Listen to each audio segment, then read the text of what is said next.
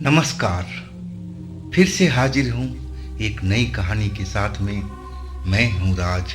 आप देख रहे हैं हाईवे नाइट। दोस्तों, आज की कहानी जो हमें भेजे हैं उनका नाम मुन्ना है। मुन्ना एक फैक्ट्री में फील्ड का काम करते थे। मालिक जो थे, जो मुन्ना के थे, मुन्ना को बहुत विश्वास करते थे, मानते भी थे। अब मुन्ना भी अपनी सेठ के बात, हर बात को मानते थे। ताली तो दोनों तरफ से बजती है। तो कहानी यूं हुआ कि मुन्ना जो थे उनको एक दिन सेठ बुलाया। अब बड़े प्रेम से मुन्ना को बिठाया। अब बोला, मुन्ना एक काम है। अब मुन्ना थोड़ा सोचे पड़ गए कि सेठ जी क्या कहना चाहते हैं, कहीं भेजना चाहते हैं, क्योंकि उनका जो काम था अक्सर फील्ड का ही था। बाहर ही जाना होता था, कहीं से डॉक्यूमेंट ले आना, कहीं कागज पकड़ाना, कहीं से चेक ले आना, यही सब काम क्या करते थे। उनको डाउट लगा कि कहीं सेठ लंबी दूरी पर तो नहीं भेज रहे, क्योंकि अक्सर जब वो प्यार जताते थे तो ऐसा ही होता था, लंबी दूरी का सफ़र मिलता था। अब वो मन में डर गए थे कि कहीं सेठ आज कोई लंबी दूरी पर ना भेज दे। लेकिन जब सेठ जी ने बोलना शुरू किया कि मुन्ना देखो, एक हमारा कोठी बन रहा है, 3 मंजिल का कोठी है। 2 मंजिल लगभग कंप्लीट हो चुका है। तीसरे मंजिल पर कारपेंटर काम कर रहे हैं, दरवाज़ा लगा रहे हैं, खिड़की लगा रहे हैं, लेकिन हमें जल्दी है, तो थोड़ा सा आपकी मदद की जरूरत है। मुन्ना अब सेठ जी की तरफ देखे कि हाँ सेठ जी बताओ क्या मैं मदद कर सकता हूँ। अब सेठ जी ने बताना शुरू किया कि मुन्ना, आप कुछ दिनों के लिए, 2-3 दिन के लिए आप फैक्ट्री का काम भूल जाओ और सीधा जाओ उसी कोठी पर और अपनी देख रेख में कारपेंटरी से काम कराओ, क्योंकि वो जल्दी काम करते नहीं है। कुछ देर काम करते हैं, फिर बैठ जाते हैं, बातचीत करते हैं, कोई देखने वाला तो होता नहीं है। तो मैं चाहता हूँ कि तुम अपनी ड्यूटी वहीं पर लगाओ और जब तक तीसरी मंजिल का काम खत्म ना हो जाए, कारपेंटर का तुम पीछा मत छोड़ना और उनसे बोलना कि चाहे ओवरनाइट लगाना पड़े, नाइट करना पड़े, तब भी करो, पैसा हम देंगे, उसकी परवाह ना करें। और कुछ पैसे भी दिए, मुन्ना को कुछ पैसे भी दिए कि ये लो, खर्चे के लिए रख लो। अगर रात में वो लोग काम करने पर राजी हो जाए, कोशिश करना कि रात में ज़्यादातर काम खिंचवाना, और खाने पीने का मैंने तुम्हें पैसा दे ही दिया, आप भी खाओ, कारपेंटरों को भी खिलाना। कारपेंटर 3 लगे हुए थे वहाँ पर।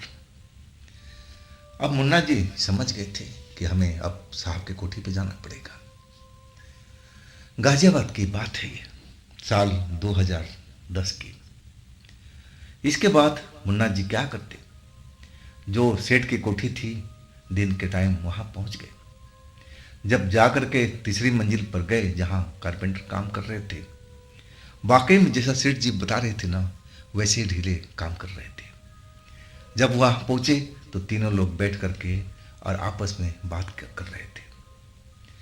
अब मुन्ना को तो यही काम था कि उनको हड़काना, काम पर लाना, लाइन जो भी काम है उसको स्टार्टअप देना, जल्दी जल्दी काम खिंचवाना था।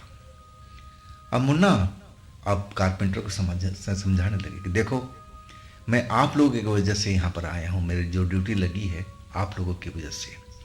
और सेठ जी ने सख्त आदेश दिया है कि चाहे जितनी भी रात लगानी पड़े, रात लगा करके काम को 2 दिन के अंदर में ख़त्म करना है। और मैं आप लोगों के साथ 2 दिन तक यहीं पर रहूँगा, कहीं भी नहीं जाऊँगा।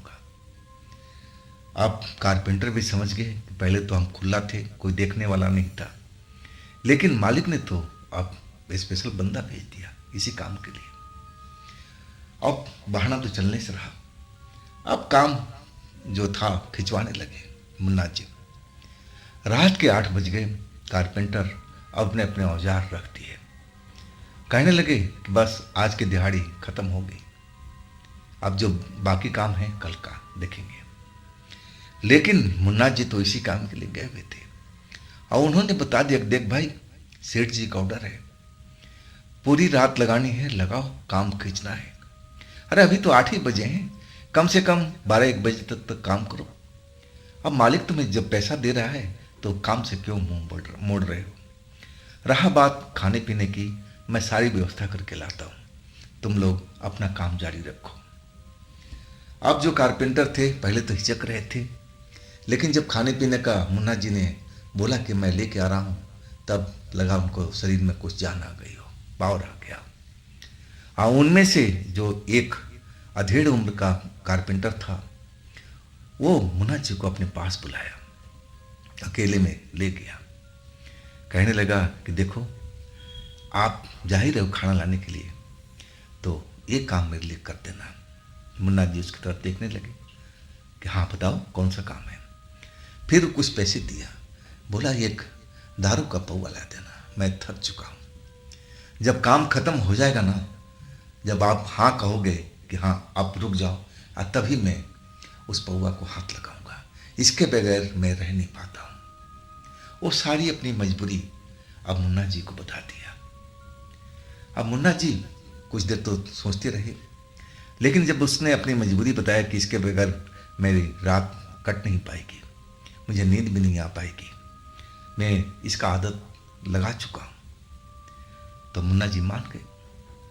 पैसे लेकर के बाजार चले गए, खाना वाना सब पैक करा करके उन्होंने ला दिया, साथ में उसके लिए दारू का पौवा भी लाए। लेकिन शर्त वही था कि काम खत्म होने के बाद में। अब जो काम था स्पीड में अब खींचने लगा था। रात के करीब 11 बज गया था। खाना तो बेशक पैक पड़ा हुआ था। अब मुन्ना जी कह भी रहे थे कि आप लोग अब काम रोको, थोड़ी देर के लिए खाना खाओ, इसके बाद काम करना। लेकिन जो मिस्त्री थे, कारपेंटर थे, वो कह रहे थे कि इस कमरे का हम काम ख़त्म करके आप खाना खाएंगे, इसके बाद हम लोग सो जाएंगे, अब इससे ज़्यादा हम काम नहीं कर पाएंगे। उन्होंने फाइनल अपनी बात बता दिया था। लेकिन आज जो काम खींचा था बहुत ज़्यादा था। मुन्ना की देखरेख में मुन्ना जी भी अब खुश थे। अब सेठ को बता सकते थे कि मेरे आने पर इतना काम हो चुका, और एक कमरा तो आज फाइनल भी हो रहा था। अब मुन्ना भी कुछ नहीं बोले, ठीक है आप लोगों की जैसी मर्जी, आप लोग जैसा चाहो वैसा कर लो, मेरी तरफ से खाना आपको आ गया है, चाहे अभी खाओ या थोड़ी देर के बाद में खाओ। इसके बाद मुन्ना जी कुछ देर तक उन्हीं के साथ बैठे रहे, देखते रहे। इसके बाद ग्राउंड फ्लोर पर आ गए। नीचे कुर्सी डली हुई थी, वहाँ बैठ करके और झपकी लेने लगे थे। नींद उनको भी सता रही थी, लेकिन सेठ जी का आदेश था, अब इसलिए वो रुके हुए थे, ना तो न कभी का वो सो गए होते। आधा घंटा बीता, पौन घंटा बीता, लगभग 11 बजने वाला था। जो ऊपर जो ठोका ठाक हो रहा था, कारपेंटर पल्ले लगा रहे थे, मशीन चल रही थी, उसकी भी आवाज़ आ रही थी। और अचानक एक शोर, चीख सुनाई पड़ा। जब चीख की आवाज़ सुनाई पड़ी तब मुन्ना जी दौड़ते हुए सीढ़ियों पर चढ़ते हुए तीसरी मंजिल पर पहुंचे। जब वो पहुंचे तो देख रहे हैं कि पूरा कमरा तो खाली पड़ा है, जहां तहां औजार पड़ा हुआ है, लेकिन कारपेंटर सब गायब। तो आखिर चीख किसकी थी? आसपास देखने लगे कि अरे भाई ये सब कहाँ गए, समझ में नहीं आया, इतना सब जल्दी हुआ था।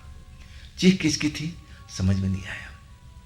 और अचानक जो कमरे काफ़ी थे उसमें, तो एक ही कमरा में आवाज़ लगाते हुए और वो कारपेंटरों को कमरे के अंदर जाते रहे, देखते रहे, लेकिन कमरा सब खाली था, कारपेंटर किसी में नहीं थे।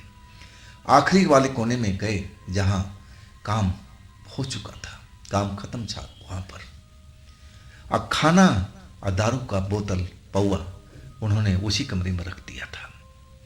जब उस कमरे में गए जहाँ उन्होंने खाना रखा था, उस कमरे के अंदर में दरवाज़ा कुंडी लगा रखा था।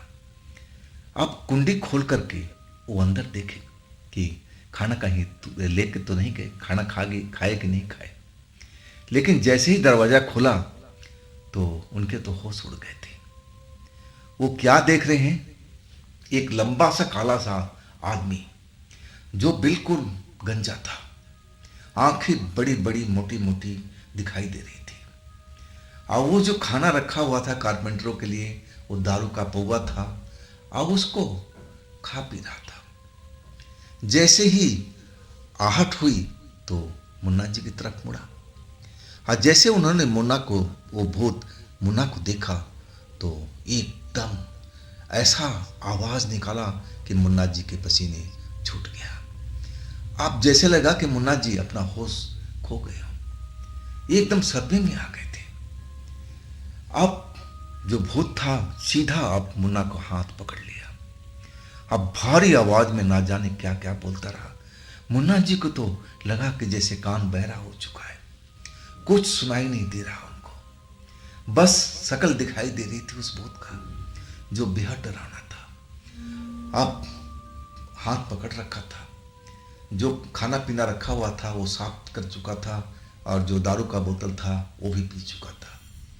अब मुन्ना जी को अंदर कमरे के अंदर घसीट रहा था, कभी इस कोने में कभी उस कोने में। मुन्ना जी चीखना चाहते थे, कारपेंटर का आवाज देना चाहते थे कि तुम लोग कहाँ हो भाई, आकर के मेरी जान बचाओ, लेकिन चीख नहीं पा रहे थे। ना जाने उस वक्त में क्या हो गया था मुन्ना जी को। और आखिरकार वो जो भूत था अब मुन्ना जी को जमीन पर गिरा दिया। जमीन पर गिरा करके अब फिर खाने की तरफ मुड़ा वो, जैसे कुछ वहाँ बाकी रह गया हो और उसको भी खा लेना चाहता था। और यही वक्त था कि मुन्ना जी ने चीखना शुरू कर दिया, कारपेंटर भाई आप लोग कहाँ हो, जल्दी आओ मेरी जान बचाओ। जोर जोर से चीखने लगे। वो भूत कुछ खा रहा था।